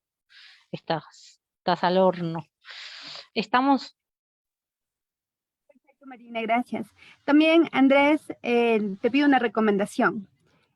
Te consulta si recomiendas corregir un párrafo que no le gusta tanto de su redacción en este momento o al final de la escritura. Ah, buena pregunta. Quizás, si estás, también tiene que ver con los momentos. Si estás muy compenetrado y modificar ese párrafo te va a trabar, vas a estar una semana queriendo modificar ese párrafo, te recomiendo que lo pintes con un color o le hagas un comentario de no me convence y sigas. Y después veas o vayas tratando de identificar primero qué es lo que no te convence. ¿Es la idea? ¿Son los conceptos? ¿Es lo que quiero decir? ¿Qué quiero decir acá? esta es otra estrategia. En este párrafo, yo eso lo hago bastante con mis correcciones o con las correcciones de estudiantes, etcétera. Cuando están, pero no tiene que ver tanto con el párrafo, pero quizás te pasa esto que yo te voy a contar adentro del párrafo, decir, bueno, acá hablé de el diseño de indumentarias. En esta oración, esto lo puedes hacer adentro de un párrafo, lo puedes hacer con varios párrafos en un apartado, etcétera. Eso, la dimensión que quieran es. Acto seguido hablé de la indumentaria femenina. Después salté a la política y luego salté a la sustentabilidad. Claramente no me va a cerrar el párrafo. ¿De qué estoy hablando con este párrafo? ¿A qué apuntaba este párrafo? ¿Qué quería decir? Entonces quizás en vez de pelearte con el párrafo, lo que necesites es clarificar el objetivo conceptual de ese párrafo. ¿Qué querías decir? En sencillo, ¿qué querías decir? ¿Cuáles son los conceptos? ¿Cómo están articulados? ¿Dicen lo que querés decir? ¿Por qué no te gusta? ¿Por la cuestión de la redacción en sí misma o la cuestión conceptual? ¿Es lógico? ¿Ese párrafo está articulado con lo que sigue digamos, con el párrafo anterior y con el posterior? Quizás hacer esas preguntas, si esas preguntas te, te ayudan a destrabarte bien. Si te vas a quedar una semana con un párrafo trabado, te sugiero que lo pintes y lo trabajes después. Y si no te convence, y si no logras que te convenza, y si no es necesario para la escritura, en tal caso lo vueles. Porque por un párrafo nadie ni se murió ni recibió el Nobel. Entonces lo sacás. Si no estás en condiciones aún por el proceso de la investigación de resolverlo. Y en tal caso lo anotás en tu libretita de cosas a resolver, conceptualmente cuál era el problema de ese párrafo que no pudiste hacer.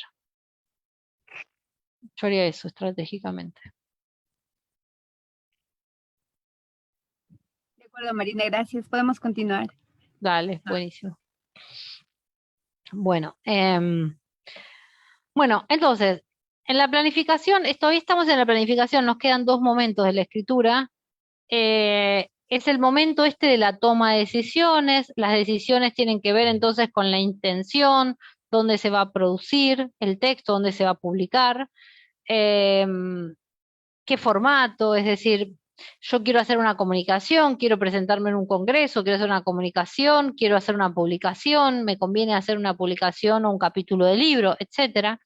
Y el modo en que nos inscribimos en nuestro discurso, es decir, es una revista en la que esté muy presente mi voz está bien vista, es una revista súper antropológica o sociológica en la que puedo hablar en primera persona.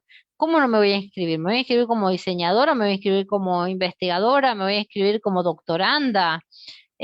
¿Como estudiante? ¿Cómo me quiero inscribir? ¿Cómo quiero presentarme adentro del texto? ¿Me quiero invisibilizar? Etcétera, etcétera. Ese es el momento que parte de la toma de decisiones. ¿Cómo lo quiero decir? ¿Cuán formal voy a ser? ¿Con qué tiempo cuento? Esto que yo le contaba en un punto a Andrés, era, o Cristian, ¿no? ¿Con qué tiempo contamos? Perdón, me olvidé el nombre, soy un desastre para los nombres. ¿Con qué tiempo contamos? Y si yo tengo que entregar en 3 semanas porque me hago un cronograma, porque en general sirve cronogramarse la actividad escrita también. Bueno, yo no puedo dedicarle una semana a un párrafo porque mi productividad va a ser -10. ¿Sí? Si yo no puedo parar una semana para perfeccionar un párrafo. Entonces digo, ¿con qué tiempo cuento? ¿Con qué exhaustividad voy a tratar el tema? ¿En qué medio aparecerá el producto escrito? Es decir, si me lo publican en un diario, periódico, digital de la facultad, sin referato, lo digo con el amor del mundo, pero le voy a poner determinada rigurosidad académica que si yo voy a publicarlo en una revista, voy a ser la primera autora en Scopus y le voy a poner otro tipo de rigurosidad académica, de tiempo de, de perfeccionismo a ese texto escrito, digamos. Es así de claro y en función de esto es la toma de decisiones, ¿no?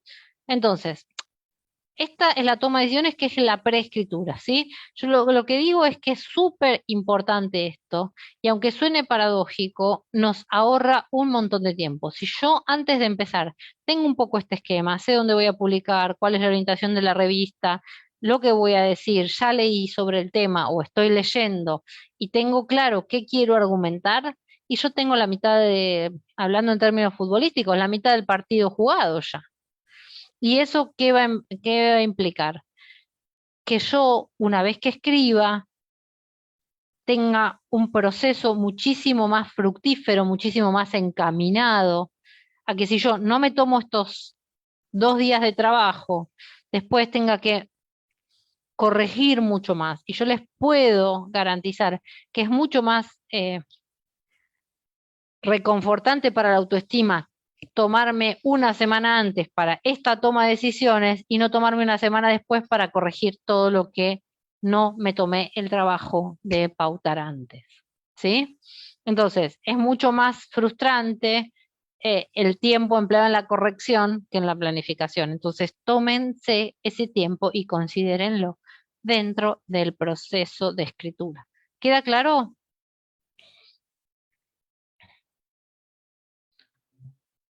Sí, perfecto. Ahora, de la preescritura o la planificación pasamos al muy conocido tipeo. ¿Sí? El eje de nuestro trabajo como escribientes, yo ya investigué todo, ya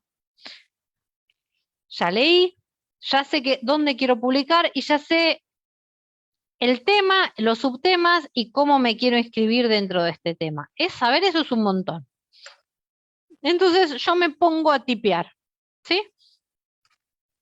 Entonces, el tipear, el escribir, es bueno pensarlo como el término de una actividad de planificación. Es decir, yo sé que voy a escribir, sé qué quiero decir, sé que voy a querer hablar en este párrafo, este ejercicio que yo le planteaba al compañero. Es decir, es consecuencia de una tarea de reflexión. Entonces, el texto tiene que tener 3 características: cohesión, coherencia y adecuación. Ahora las vamos a ver muy brevemente a las 3. Y un texto que tiene cohesión, coherencia y adecuación, lo que logra, teniendo estas 3 variables entrelazadas y simultáneas, es construir un tejido. ¿Sí? Es un texto que es un tejido, y en latín, texto, perdón, en latín, texto es tejido. ¿Sí? Yo necesito, con cohesión, coherencia y adecuación, ahora las vamos a ver, formar un aparato retórico eficaz. Cohesión, ¿qué es? Es lograr a través de los benditos conectores que las relaciones entre los párrafos, entre las oraciones, entre las ideas sean visibles. Es un texto que una cosa me lleva a la otra, que yo puedo transportar al escrito mi lógica mental. Lo que yo pensé en la cabeza, que claro, que como entonces los varones ajustaron su ropa de trabajo para tener mejor productividad en los talleres, entonces transformaron una tendencia en el sector de indumentaria en los años 50, todo eso que yo pienso de la relación, por ejemplo, causal entre ropa de varón, trabajo en taller y modificación de esas tipologías, tienen que estar traducidas en el texto. No tienen que ser oraciones sueltas, no tienen que ser párrafos sueltos. ¿Y esto? Ah, no, te dice el estudiante. Ah, no, porque esto tiene que ver con esto, por esto, ¿en dónde está en el texto? Entonces, el tipo de relación, ¿sí? Son importantes los conectores. Esa es la cohesión. Es una prioridad interna del texto, ¿sí? Aún la forma en que diferentes fragmentos se relacionan entre sí, ¿sí? La coherencia es clara. Si yo digo que los varones entonces ajustaron sus tipologías indumentarias porque porque empezaron a trabajar en los talleres y era más cómodo, después no voy a poder decir que esto mismo eh, se dio porque en realidad las mujeres tenían, o que en realidad había poca materia prima disponible en el mercado, ¿sí? Entonces, yo estoy dando ejemplos muy burdos, no se enojen, pero sí es cierto que hay veces que no hay coherencia interna en un texto y hay hilos sueltos y decís, ¿y esto cómo se junta con esto? Ah, no, no sé. Bueno, aunque sea ponete un signo de interrogación, lo que se llaman lagunas. Ah, no, es que esto todavía no lo leí. Bueno, no importa. Poneme que acá hay un hueco lógico y hay un hueco en la información, etcétera, porque acá no hay coherencia del texto. El texto, aparte de no ser cohesivo, no es coherente, ¿sí? No tiene que ser contradictorio. Y adecuación, esto ya lo vimos.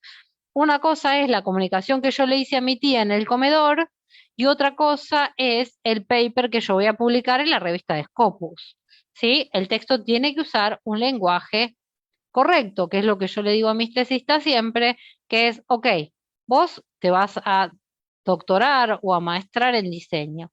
Hay un, hay un término que tiene que ser muy específico de tu disciplina, que tiene que ver con un proceso de diseño que vos lo tenés que conocer. No es lo mismo proceso que planificación, no es lo mismo, digo, hay cosas que tienen que estar muy ajustadas y tiene que ver con la adecuación y tiene que ver con que si yo estoy haciendo una tesis o publico en un blog o le hablo a mi tía Juanita en el comedor de mi casa. La, la justeza de esa comunicación va variando en función de el espacio de la comunicación, donde yo proyecto el texto. ¿Sí? Esas son las cuestiones a cuidar fuertemente dentro de la escritura. Y luego está la revisión o reescritura, de esto ya habíamos hablado. Terminé de escribir, puse el último punto. Como ven, la escritura no tiene tantos requisitos como la planificación y como la revisión. ¿Sí? A ver, acá yo les conté que la escritura tiene 3 momentos, ¿sí? Entonces, cuando se cronogramen una entrega, cronogramen la revisión. Es decir, yo tengo que entregar el 31 de marzo, no puedo estar terminando de escribir el 31 de marzo, porque no llego a releer, porque voy a estar súper estresado, porque voy a estar con la cabeza quemada, fundida, como para dejar el texto. Lo que nosotros hacíamos con mi directora, cuando escribíamos, era, terminamos hoy. Yo entiendo que uno está contrarreloj, pero terminamos hoy a las 6 de la tarde. Lo dejo el texto, me voy a dormir, no lo toco más. Al otro día, fresco, lo agarro con ganas de encontrarle errores, no con ganas de enviarlo. Trato de tomar distancia, ver que no concuerda con el resto, qué sobra, qué falta, qué puedo cambiar, cómo se pueden solucionar los problemas. Por ejemplo, el primer nivel es el ortotipográfico, es decir, que no tenga errores de ortografía, de mayúsculas ni de puntuación. El morfológico, es decir, yo te estaba hablando en pasado y de repente pasé al presente y vos decís, che, ¿y este fenómeno qué pasó? Lo que se llama morfológico, o el género de un sustantivo, ¿no? El sintáctico coincide sujeto y predicado en términos de número. El léxico, se usan los términos apropiados en diseño, estoy hablando de diseño, estoy usando el término más específico desde el autor con el que yo considero, o estoy usando la palabra diseñar como la puede estar usando mi abuelita, por ejemplo. Y el nivel pragmático, ¿cuáles son las relaciones entre las ideas? Esto que yo les decía de la cohesión. ¿Es claro en qué contexto está escrito, a quién está dirigido, cómo se sucedieron las ideas? Entonces, para revisar la escritura hay que considerar un tiempo para la revisión, dejar de cantar el texto, volver a revisar y recién ahí enviar, ¿sí? Esto que yo ya les decía. hasta acá vimos entonces la escritura científica. ¿Hay dudas? Marina, tenemos dos inquietudes. La primera nos consulta Mario y nos dice sobre el estado del arte. Si tiene una estructura específica y con cuántas referencias tú recomiendas que debería tener. Bien, y a ver, le deberías repreguntar para qué tesis. Digo, una cosa es una tesis de licenciatura, una cosa es un máster y otra cosa es un doctorado. Un estado del arte bien hecho en una tesis de doctoral no tiene menos de 100 autores. No hay una estipulación específica, pero si uno desglosa el tema y entre las disciplinas y 20 autores por aspecto, por teorías, porque vieron que las tesis doctorales y en general las de máster tampoco, no se apalancan, se inscriben en una tesis específica, pero dialoga necesariamente con con otras tesis, aparte de con otras tesis, con otras disciplinas. Dentro de esas disciplinas también tengo que hacer un poco de los estados del arte. Entonces, sí, no tiene que haber menos de 100 en una tesis doctoral. En una de maestría podemos bajar a 60 y en una tesis de licenciatura podemos poner un 40. Em, Igual no son cosas que estén estipuladas en ningún manual. Se supone que en una tesis de doctoral, de doctoral, en una tesis doctoral, uno para crear conocimiento original y hacer este salto propuesto de investigador a creador de conocimiento, tiene que tener un rango amplísimo de lectura. Estoy hablando de un estado del arte para un proyecto, ¿no? Claramente, ni siquiera, porque vieron que, y acá cuando hablamos de estado del arte necesariamente hablamos de proyecto, porque en una tesis no necesariamente ese estado del arte está tramitado o está presentado en calidad de estado del arte dos puntos, porque en una tesis lo que se hace es los distintos apartados o mojones metodológicos, como decir, bueno, este es mi estado del arte, este es mi marco teórico, se amalgama y en la escritura no se plantea en general como estado del arte, dos puntos, marco teórico, dos puntos. Sí son cosas son pasos necesarios que hay que hacer, pero en la construcción del texto, todo este, todo este blindaje o todo este esquema se suaviza para construir este aparato retórico eficaz. No sé si contesté tu pregunta. Mario nos acaba de indicar que está cursando una tecnología en electricidad marina. Ah, ok. También tiene que ver eso. Entonces, estás no estás en un nivel de posgrado, entiendo. ¿Estoy entendiendo bien? Tania, ¿vos me podés traducir un poco? Buenas noches, sí, solo estoy cursando tecnología en electricidad nomás. Recién estoy por esa parte. Perfecto. Entonces, no te asustes con lo que te acabé de decir. En general, también el estado del arte te lo va a dar la producción académica que haya en tu materia.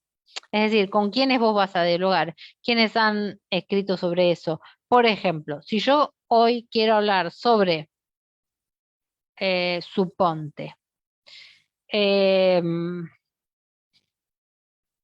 voy a hacer algo, por ejemplo, voy a seguir con el ejemplo de los pueblos indígenas. Pueblos indígenas en México, ¿sí? Y la producción acerca del, digo, estoy diciendo una cosa que es un espanto académico, porque uno no trabaja sobre pueblos indígenas en México, cosas tan grandes ni se abordan, porque eso plantear eso es el todo y la nada. Pero estoy eligiendo algo así a modo de ejemplo, ¿sí? No porque sea posible.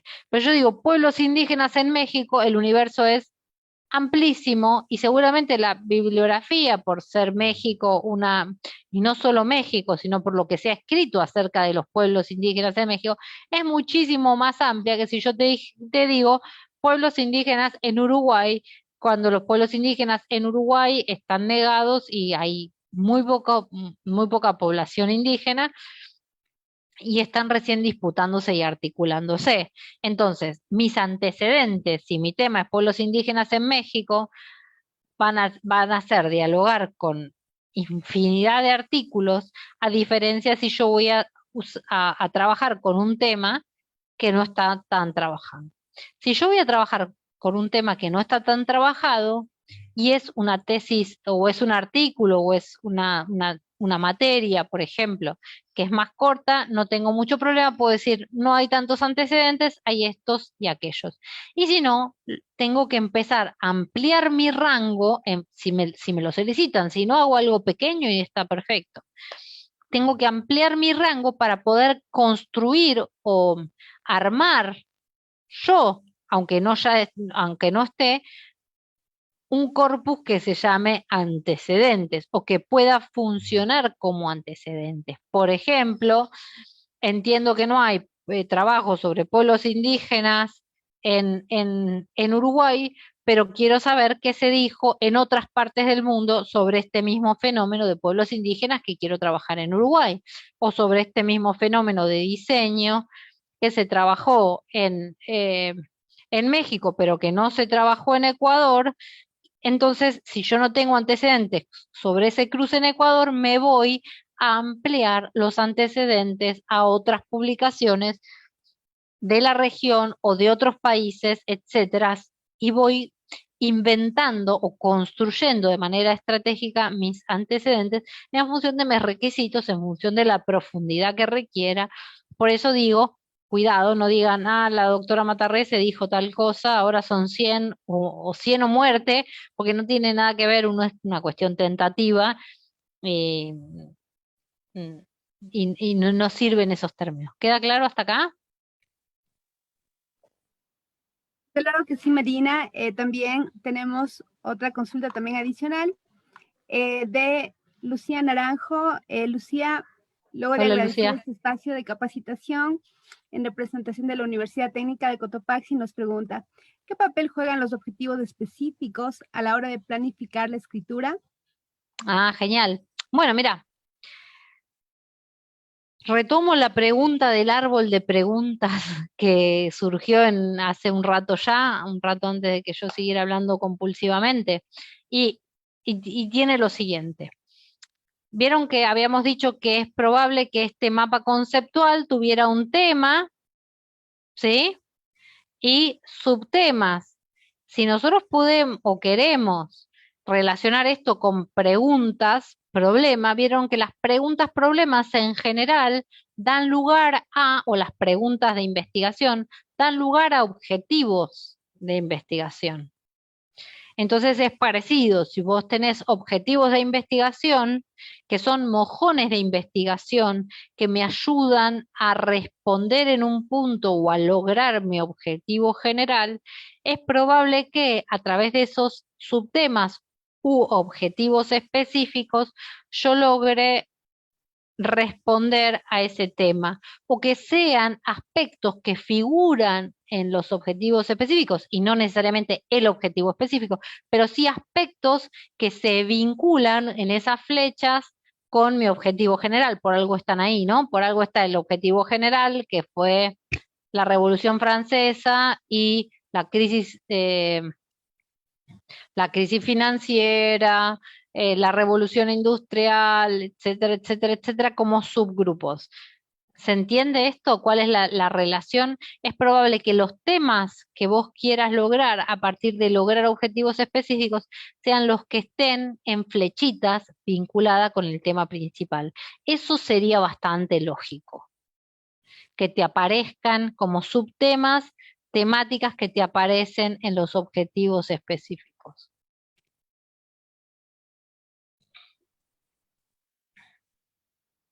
Ok, Marina, completamente de acuerdo. Y pues en honor al tiempo vamos a efectuar 2 preguntas más, con lo cual pues cerraremos también la sesión. En el caso particular de Andrés, nos pregunta si puede escribir un artículo sobre un tema que no exista una publicación indexada, Si solo se trata sumeramente en tesis de maestrías, ¿cuál sería la originalidad para un full paper o solo se limita a un artículo de revisión? Ah, perfecto. No, a ver, un full paper no necesariamente tiene que ser original. No tiene que ser original un full paper. Sí tiene que ser original una tesis doctoral. Y uno puede decir, en el presente artículo, el objetivo es dar cuenta de un estado del arte en función de producción académica eh, elaborada a partir de la lectura de 7 tesis en las cuales exclusivamente se ha trabajado esta temática que es de interés de velar, y uno dice, bueno, el punto en común de los tratamientos es este, se ha abordado tal cosa, se ha dejado de lado tal otra, etcétera, etcétera, y uno no necesariamente tiene, digo, el original es el cruce que vos estás proponiendo, y acá sí vuelvo a hacer cuando se habla de originalidad, no es descubrir la pólvora, es a partir de un eje, una beta, una perspectiva, un cruce propuesto, elaborar un escrito, digamos. Digo, lo original es en este caso eh, la perspectiva que vos querés dar, y es absolutamente válida, y ahí está. Tampoco quieran hacer nada tan importante y tampoco lo digan, esto también es importante, uno puede ser original, etcétera, pero no hace falta decirlo.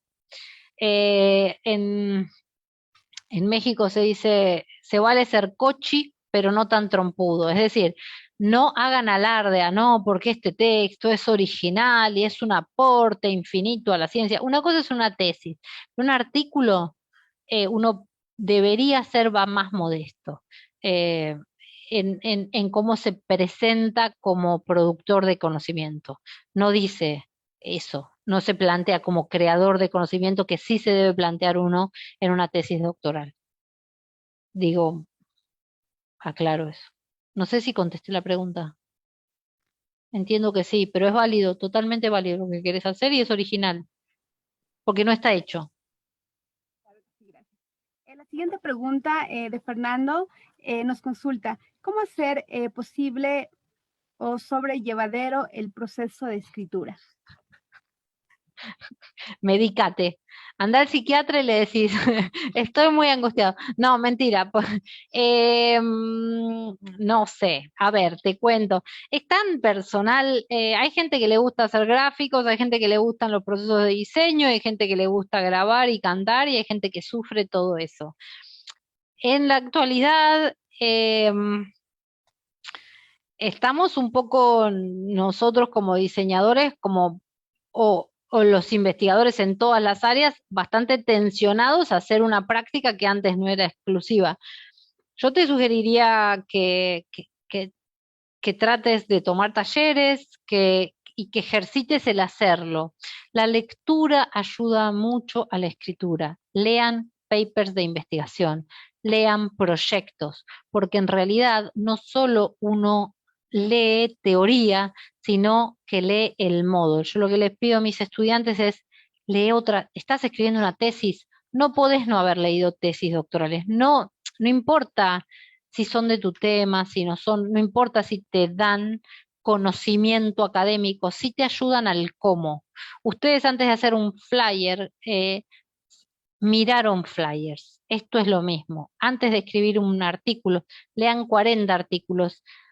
Y esto es para copiar, y está bien en este caso, o para aprender la estructura. Esto que habíamos dicho, la escritura académica es muy aburrida y reiterativa. Van a ver que en algún momento de tanto leer, van a empezar a incorporar en su propia escritura la estructura de un texto académico, la estructura de una tesis, la estructura de lo que tienen que escribir.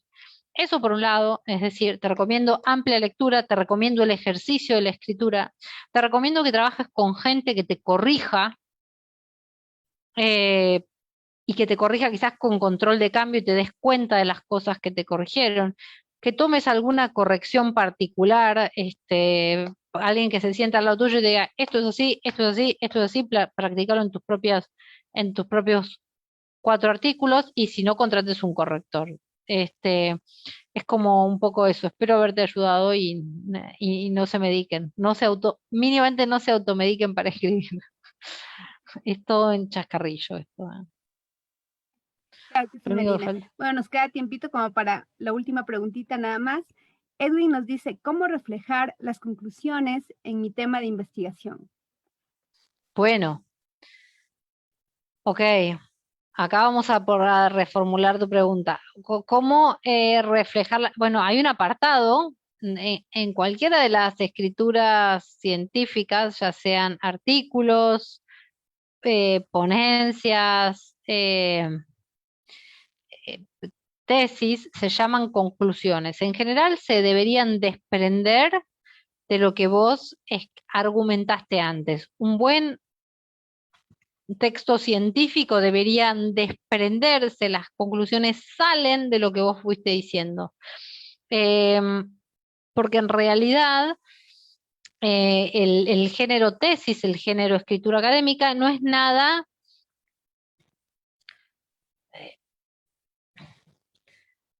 intrincado en términos de lógica. Es decir, tu conclusión debería desprenderse de lo que vos fuiste argumentando en los párrafos anteriores y hay apartados. Independientemente de que haya un apartado que se llame conclusión, las conclusiones no se dejan todas para el final.